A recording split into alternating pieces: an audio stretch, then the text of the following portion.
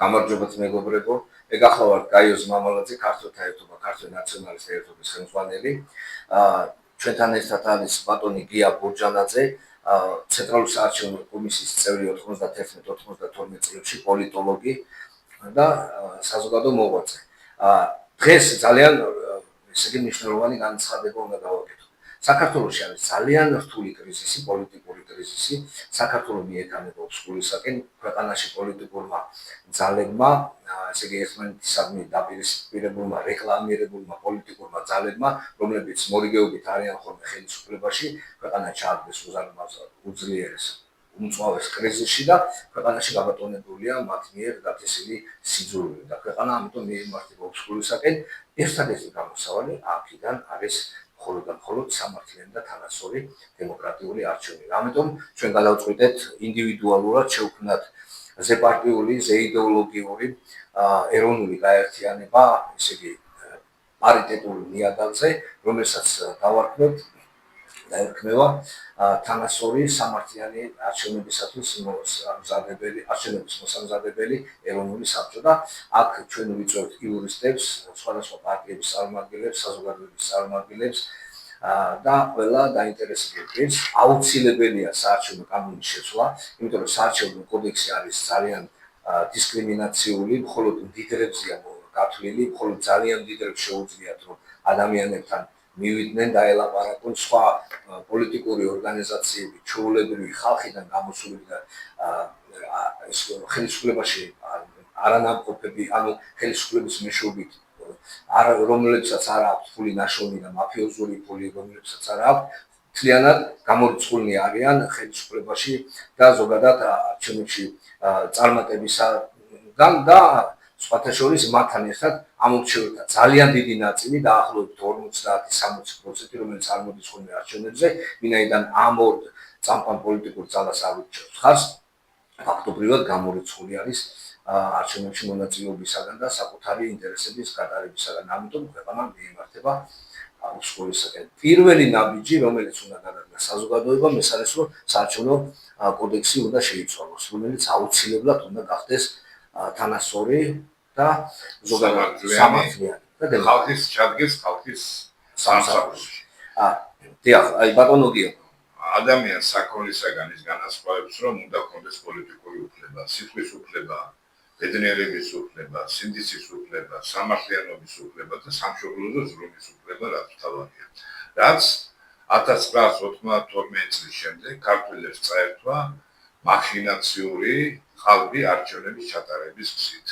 მას შემდეგ რაც ხალხს ჩამოერთვა, ის დარჩა ძალაუფლების გარეშე, ხოლო ხალხი მაშინ არის ძალაუფლების მატარებელი, როდესაც ის მონაწილეობს სამართლიან თანასწორ არჩევნებში. თუ მას არ აქვს ეს უფლება, რომ იყოს თავად არჩეული და აირჩიოს მან, მაშინ ის ემგონება ჩვეულებრივ საქონელს, რომელიც ერთი ინტერესი მის პატრონს ის აქვს, რომ მოამრავლოს, იმიტომ მოასუქოს, რომ შედეგს ახორციელებს გამოიყენებს. ადამიანის ფსიქოლოგიაც ასეა. თუ ჩვენ არ აგვაქვს უფლება, რომ არჩევნებში თანასწორად მივიღოთ მონაწილეობა სხვასთან ერთად, მაშინ ჩვენ ამ უფლებას საერთოდ ყველაფერს ვარგავთ და ვიცევით საქონელს. რას ნიშნავს თანასწორობა? თანასწორობა ნიშნავს იმას, რომ სახელმწიფო ვერ გამოიყენებს ადმინისტრაციულ რესურსს, სახელმწიფო ვერ გამოიყენებს ზედმეტ ფულს, ბურჟუაზია ამ შემთხვევაში ვერ გამოიყენებს თავის უზარმაზარ მოპარულ თანხებს,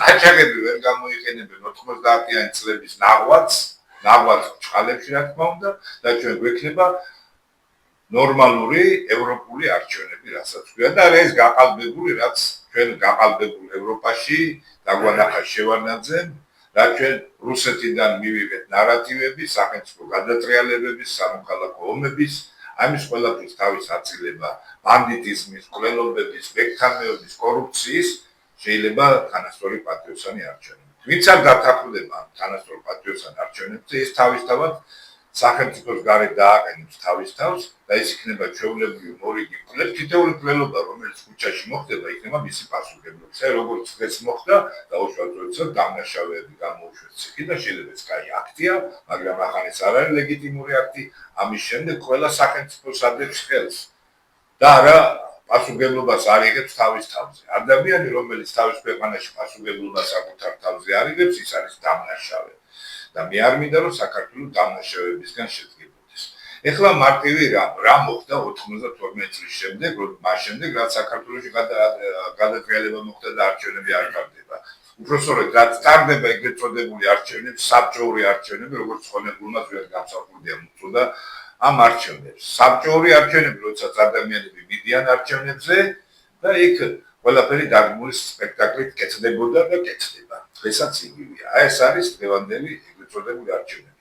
საქართველოს მოსახლეობა, როდესაც მე ვიყავი 1990 წელს დავიწყე მუშაობა შევქმნით ცენტრალური საარჩევნო კომისია ნეიტრალური, ყველა პარტიების წარმომადგენელი იქ იყო, საზოგადო მოღვაწეები იყო, თქვენჩორის ეკლესიიდანაც იყო, ბევრი ადამიანი იყო, ცნობილი ადამიანი, რომელიც გვერდით გვედგა და ფაქტობრივად ეს მართავდა სახელმწიფო სტრუქტურებს და კომუნისტურ პარტიას აღარ ჰქონდა ძალა, რომ წინააღმდეგობა გაეწია ხალხის ნების და ცენტრალური საარჩევნო კომისიის გადაწყვეტილებების წინააღმდეგ. ცენტრალური საარჩევნო კომისიაში პროკურორიც იყო, გამომძიებელიც იყო და საზოგადოების სხვადასხვა ფენების წარმომადგენლებიც ერთად იყვნენ.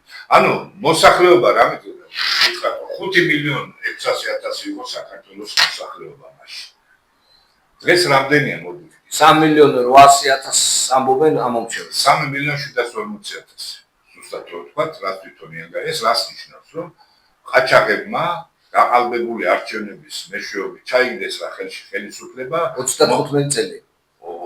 33 წელიწადის განმავლობაში მოახდინეს ქართველი ერის სრული დეგრადირება და განადგურება. რატომ? იმიტომ რომ ქართველმა ერმა დაკარგა მთავარი უფლება, აირჩიოს და იყოს არჩეული. აი ეს არის შედეგი. და ეს შედეგი კიდევ უფრო გამძარცდება. თუ 100.000 მოსწავლე ამთავრებდა, 100.000-ზე მეტი ბავშვი დაიბადა 90-91 წლებში. ეს იყო 9-ში, ხო ბუმი იყო ეს. ჩვენ იმედი ვქონდა და წაართვეს ეს იმედი და ნაბურგები დღეს 39.000-მა პირველ კლასელმა წელს ეს ვთქვათ პირველ კლასში შევიდა და ეს როგორ სალაპარაკო. აი ეს არის თქვენი ბრალი. თქვენ უფლება მიეცით შევარდნაძე და მის შაუმავლობას, რომ როგორც ესე იგი ილუზიონისტებმა თუ ცირკის რაღაც მასხარემა თავის უკუდო მაიმუნების პრესა, ტელევიზია, მედია, ეს არის გაცვლილი უკუდო მაიმუნები. ჩემი სახელი არ არის, ეს კიცმარიშვილმა დაარქვა თვითონ მაგ. აი ეს აქვს შედეგი.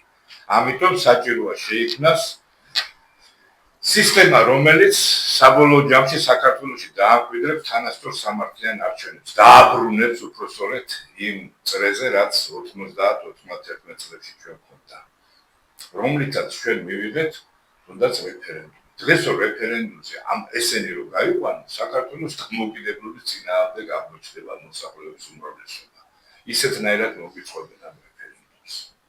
მადლობთ ყურადღებისთვის. ერთი დავამატებ იმას, რომ ესე კიდევ ერთხელ მიუმართავ ჩვენ ყველას, პოლიტიკურ პარტიებს, საზოგადოების წარმომადგენლებს, იურისტებს, პოლიტოლოგებს, რომ ჩვენ ყველას შევთავაზებთ და ვურეკავთ, ვისაც შევძლებთ ყველას დაუკავშირდებით, რომ ამ საბჭოში მიიღოს მონაწილეობა, რომ საქართველოში პოლიტიკურ ამინდს აღარ ქმნიდნენ მაფიოზურად ხელისუფლებაში ნამყოფობის გამო გამდიდრებული პოლიტიკური ძალები და რომ საზოგადოებრივ წესრიგს და პროპაგანდას არ აწარმოებდნენ და ხელისუფლებაში არ მოხავდეთ თავისი ხალხი პარტიულ ტელევიზიებს.